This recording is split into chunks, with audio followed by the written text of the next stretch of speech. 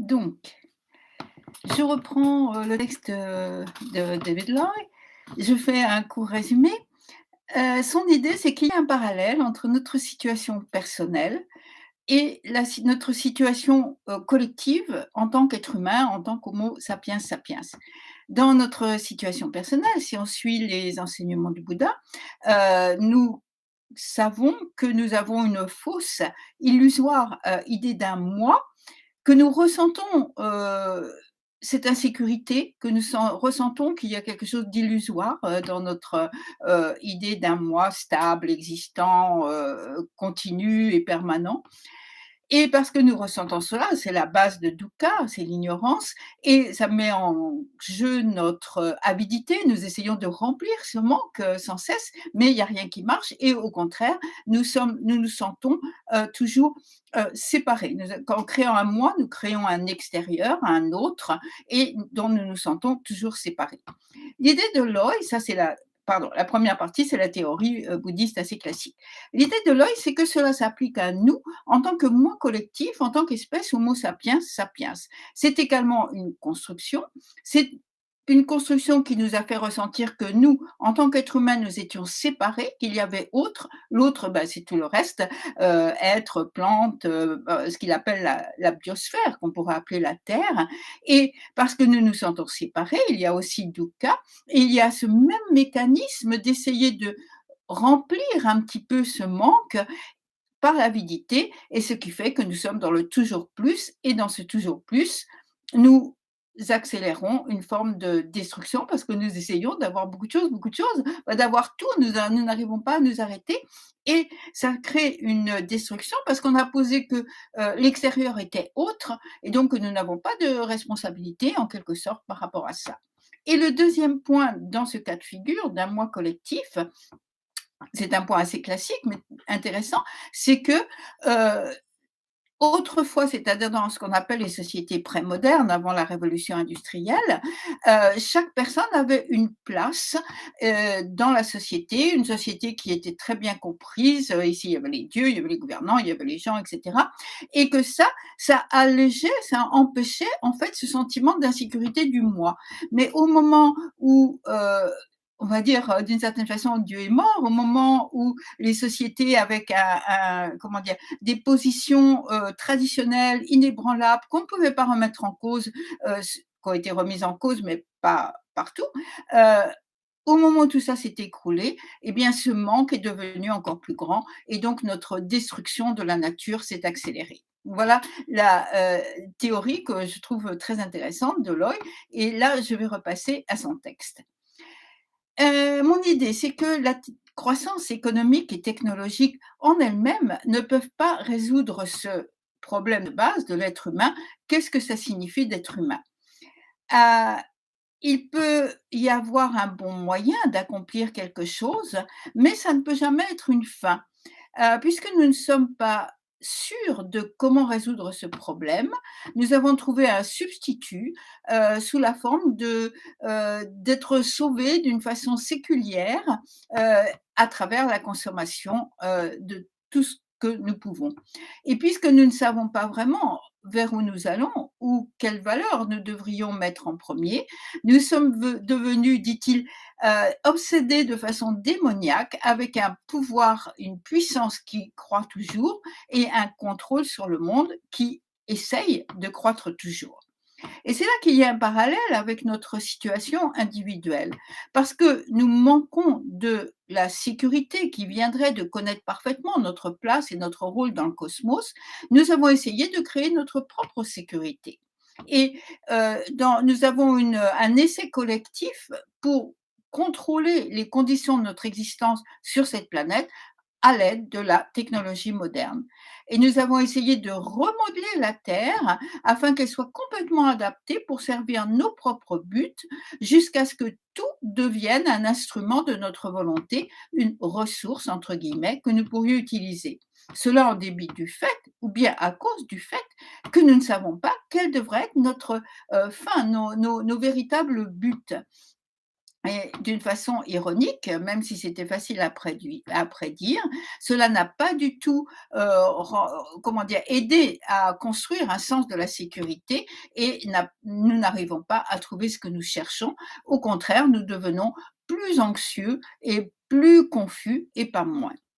Et si ces parallèles sont valides, c'est-à-dire ce parallèle entre la situation de l'être humain individuel et la situation de l'être humain en tant que tout, alors la crise écologique que nous rencontrons maintenant est inévitable. Ça veut dire que plus ou moins tôt, ou peut-être à l'instant même, nous allons nous heurter aux limites de ce projet compulsif d'une croissance sans fin et d'un manque de contrôle. Si notre si le fait que nous nous appuyons de plus en plus sur la technologie, que nous la voyons comme une solution à tous nos problèmes, n'est qu'en fait qu'un symptôme du problème plus large, de ce problème de notre insécurité, alors cette crise écologique demande plus qu'une réponse technologique. Même si une certaine forme de réponse technologique est nécessaire. Par exemple, on peut trouver comment faire des panneaux solaires plus efficaces. Mais s'appuyer seulement sur une réponse technologique, c'est une erreur, puisque cette réponse technologique en elle-même est à la source du problème. Donc, augmenter notre dépendance sur des technologies de plus en plus sophistiquées, de plus en plus puissantes, en fait, ça n'a comme effet que d'aggraver notre sens de la séparation du monde naturel. Là où une solution vraiment efficace impliquerait de reconnaître que nous sommes partie intégrale de ce monde naturel. Ça signifierait aussi prendre notre responsabilité pour le bien-être de la biosphère, parce que ce bien-être de la biosphère, en fin de compte, ne peut pas être distingué de notre propre bien-être.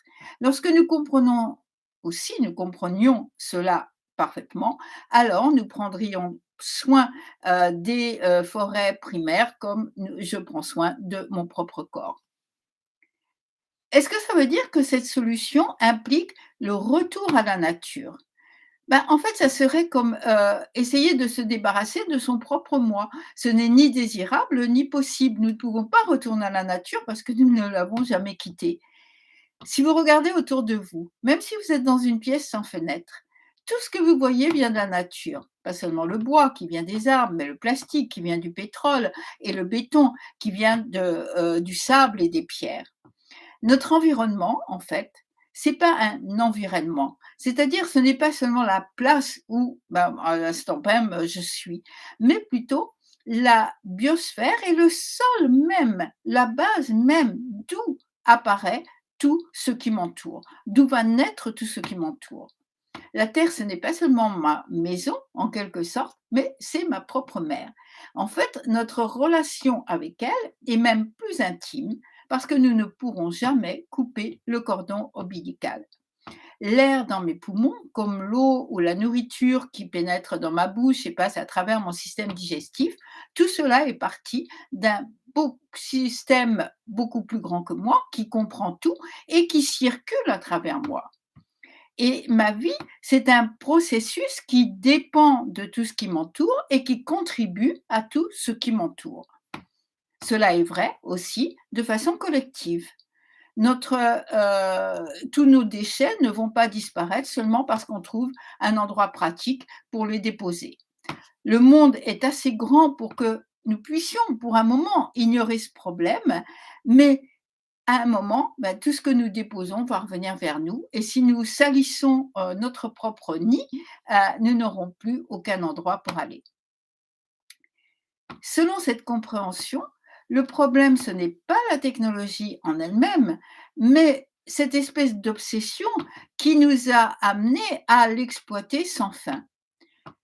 Si nous n'avions pas ces motivations, sans fin, nous serions capables d'évaluer notre technologie de façon juste en regardant les problèmes écologiques qu'elle a, apportés et les solutions écologiques, que la, technologie peut aider à trouver.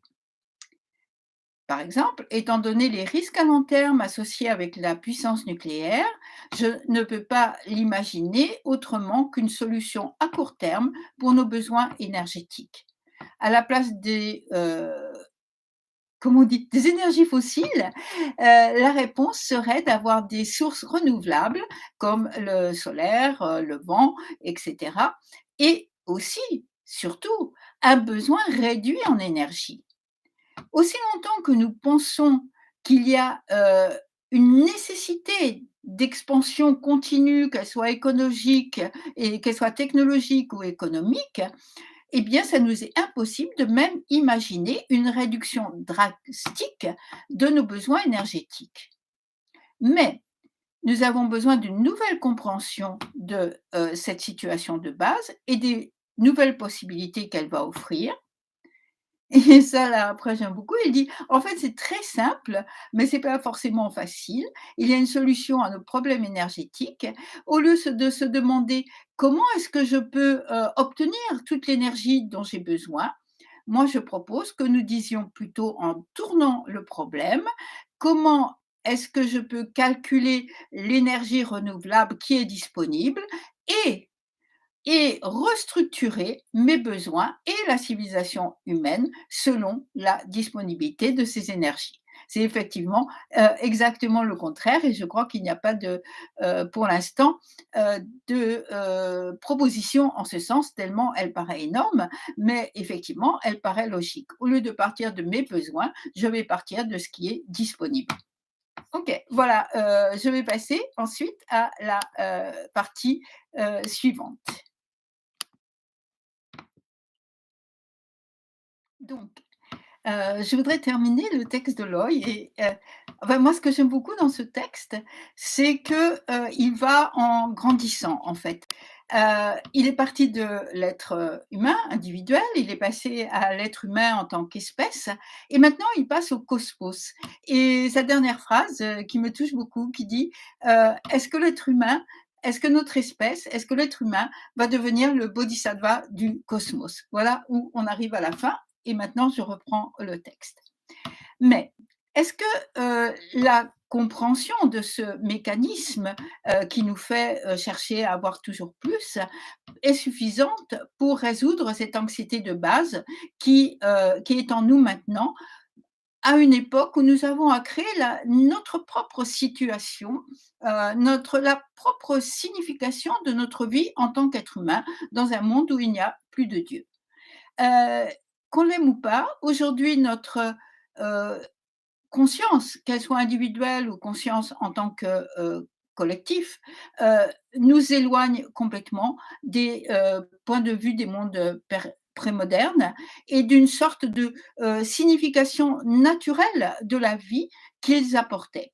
Et nous ne voudrions sans doute pas retourner à des, points des vies, des modes de vie qui étaient extrêmement rigides, souvent maintenus par la force, même si nous le pouvions.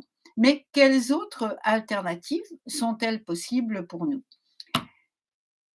Ça veut dire qu'il faut se demander comment, mettre en œuvre ce parallèle entre l'éveil individuel, du Bouddha et un éveil, collectif. Ainsi, Thich Nhat Hanh dit: «Le Bouddha a atteint, l'éveil intellectuel et maintenant nous avons besoin d'une illumination collective pour arrêter la course à la destruction». Donc j'aimerais conclure avec quelques réflexions sur ce qu'une illumination collective pourrait signifier. Le problème le plus important peut-être est la façon dont nous comprenons l'évolution. Parce que, il y a une compréhension qui est tout à fait compatible avec l'accent que le Bouddha met sur l'impermanence, c'est-à-dire un processus continu, l'insubstantiel et l'interdépendance. Si, les religions sont, importantes encore aujourd'hui, il faut qu'elles arrêtent de refuser ou d'ignorer ou de minimiser, l'évolution et qu'au contraire elles centrent leur message sur sa signification, celle de l'évolution.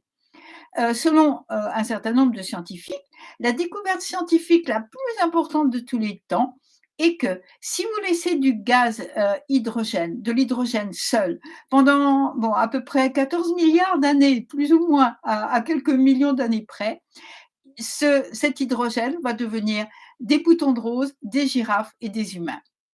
Je crois que c'est aussi une découverte spirituelle importante et de plus, il me semble que même 14 milliards d'années, c'est pas une période de temps aussi grande que ça pour le cosmos, pour passer du Big Bang à Bouddha ou à Einstein et que cet hydrogène et nous avons une façon différente possible de le comprendre. Ce que nous pensons généralement comme une évolution, ce n'est qu'un des 3 processus progressifs. D'abord la fusion du Big Bang, des particules en éléments, supérieurs, dans le cœur des étoiles et des supernovas et puis il y a le départ d'une vie auto-réplicante et l'évolution des plantes et des espèces animales et à la fin, le développement culturel nécessaire pour produire des êtres humains hautement évolués comme Shakyamuni Bouddha et Einstein. Et ce dernier processus, le processus d'un développement culturel, dépend des tout premiers. La vie telle que nous la connaissons a besoin d'éléments comme du carbone et de l'oxygène et la culture humaine est le développement d'une espèce particulière, mais qui dépend de toutes les autres espèces et de tout ce qui s'est passé auparavant pour survivre et se développer. C'est comme des processus qui seraient impliqués l'un dans l'autre. Lui, il dit c'est comme des nids. Chaque processus est le nid pour le processus suivant, qui a son tour le nid pour le processus suivant. Alors, si l'on est théiste, c'est-à-dire si on n'a pas vision une vision, si on a une vision de Dieu, on a tendance à croire qu'il y a un être en dehors de ces processus qui les dirige. Et au contraire, beaucoup de scientifiques voient ces développements comme se produisant au hasard et l'évolution de la vie serait due à des mutations au hasard de l'ADN. Alors, est-ce qu'il y a une troisième voie entre ces deux voies? Selon un biologiste évolutionnaire de l'évolution, l'évolution n'est ni au hasard, ni déterminée, mais elle est créative. Donc, créative de quoi? Eh bien, il y a une tendance vers une complexité toujours croissante. On ne peut pas l'ignorer. Et cette complexité toujours croissante semble être associée à une conscience de soi toujours plus grande. D'un point de vue bouddhiste, ceci nous offre des possibilités intéressantes. Est-ce que nous pourrions imaginer que cette auto-organisation de l'univers est sa tentative pour devenir de plus en plus autoconscient? Est-ce que mon désir de m'éveiller, puisqu'on sait que Bouddha signifie l'éveiller, est-ce que mon désir de m'éveiller est l'envie du cosmos de devenir conscient de lui-même et de moi également? Dans son histoire de l'univers, Brian Smith offre une idée parallèle. L'esprit qui cherche le contact avec la Voie lactée est l'esprit même de la Voie lactée qui recherche ses propres profondeurs intérieures. C'est quand même joli ça. Nous croyons que nous allons vers la Voie lactée, mais en fait la Voie lactée va vers elle-même à travers nous. Qu'est-ce que cela implique, par exemple, quand on admire un merveilleux coucher de soleil? Eh bien, le poète Walt Whitman, par exemple, est un espace que la Voie lactée a créé afin de ressentir sa propre grandeur. C'est joli, hein? On serait en fait des morceaux créés par l'univers et par le cosmos pour refléter sa beauté. Edgar Morin, dans un de ses livres, dit quelque chose d'un peu semblable. C'est curieux parce qu'il dit l'univers a besoin de nous pour admirer sa beauté. Voilà. C'est vrai que sont des idées tellement extraordinaires qu'il nous faut un petit peu de temps parce que nous, vraiment, on peut pas. Voilà, il faut un esprit complètement poétique ou un esprit peut-être complètement éveillé pour arriver à les saisir. Mais je trouve que tout ce qui est une nouvelle façon de voir le monde est toujours enrichissant. Donc, je continue. Est-ce que c'est de cette façon, c'est-à-dire l'univers essayant de s'éveiller à travers nous, que l'éveil bouddhiste pourrait être compris aujourd'hui? Est-ce que c'est cela que le Bouddha Shakyamuni a réalisé lorsqu'il a levé les yeux et qu'il a vu l'étoile du matin? Et regardons comment Dogen décrit son propre éveil. Citation, j'en suis venu à réaliser clairement que l'esprit n'est autre que les montagnes et les rivières, et la grande terre, et le soleil, et la lune, et les étoiles. Alors, Est-ce que la façon de comprendre l'évolution est vraiment compatible avec les enseignements bouddhistes? Bon, c'était un point très compliqué, mais je veux juste, rappeler que, heu, s'il y a une direction apparente, dans l'évolution, elle implique toujours un accroissement de conscience. Le Mahayana dit que la forme n'est autre que le vide n'est autre que la forme. Et cela, a un sens si on regarde la forme de tous les êtres de l'univers comme étant toujours le vide, que la structure de ces êtres soit simple ou complexe, et à partir de là, l'univers, en fait, ne change pas. En d'autres mots, la signification du cosmos est juste cela à chaque instant. Et cela signifie que chaque chose est la manifestation complète du tout, sans rien perdre ni sans rien gagner. On pourra appeler ça la dimension verticale, c'est-à-dire la réalité absolue, mais il y a aussi une dimension horizontale, la vérité relative, qui dit que les formes se complexifient avec le temps. Est-ce que c'est un progrès? Est-ce que c'est le rôle spécifique de l'être humain dans ce processus? Et est-ce que nous sommes des êtres et est-ce que nous sommes les seuls êtres qui sont capables d'éveil ou pas? Peut-être que des personnes comme le Bouddha ou comme Gandhi sont des porteurs de lumière et qui nous montrent comment notre espèce a besoin de se développer, dans quelle direction. Ce qui voudrait dire que l'évolution culturelle la plus nécessaire aujourd'hui implique une pratique spirituelle qui aide à résoudre la fiction d'un soi séparé, heu, et qui implique que mon bien-être dans mon idée d'un soi séparé est différent. Je peux le distinguer du bien-être des autres. Peut-être que notre problème, de base n'est pas seulement que nous nous aimons beaucoup, mais c'est qu'il y a une incompréhension profonde de ce qu'est notre véritable moi. Sans la compassion qui va s'éveiller lorsque nous réalisons notre non-dualité, non-séparation, c'est-à-dire une empathie qui n'aille pas seulement vers les autres humains, mais avec la biosphère en son entier, eh bien, on peut imaginer que la signification que nous connaissons ne survivrait pas sans cette compréhension profonde de non-différenciation. La civilisation telle que nous la connaissons aujourd'hui ne pourra pas survivre aux quelques siècles à venir, et d'ailleurs, elle ne le mérite pas. Si mes spéculations sont vraies, il faut voir comment l'expérience en fait de l'Homo sapiens sapiens va être un support réussi pour un processus d'évolution cosmique. Oui, c'est très grand tout ce qu'il voit David Lloyd. OK, c'est peut-être pas toujours tout à fait clair, mais j'espère que on peut saisir l'idée. Pour terminer, est-ce que cela nous donne une autre perspective sur notre relation collective en tant qu'être humain avec la biosphère? Est-ce que cette crise écologique est un challenge spirituel qui va nous obliger à réaliser notre non-dualité avec la Terre? Rappelez-vous ce que nous avons dit plus tôt sur le chemin du bodhisattva. Même si les êtres vivants sont innombrables, le bodhisattva fait le vœu de les sauver tous. Cette décision vient naturellement lorsque nous réalisons qu'aucun des êtres n'est séparé de nous-mêmes. Cela suggère un parallèle final entre l'individu et le collectif. Est-ce que notre espèce va devenir le bodhisattva collectif de la biosphère? Aujourd'hui, il y a un challenge pour l'humanité pour qu'elle découvre la signification et le rôle dont elle a besoin pour réparer cette rupture entre nous et notre mère, la Terre. Et cette guérison nous transformera autant qu'elle transformera la biosphère.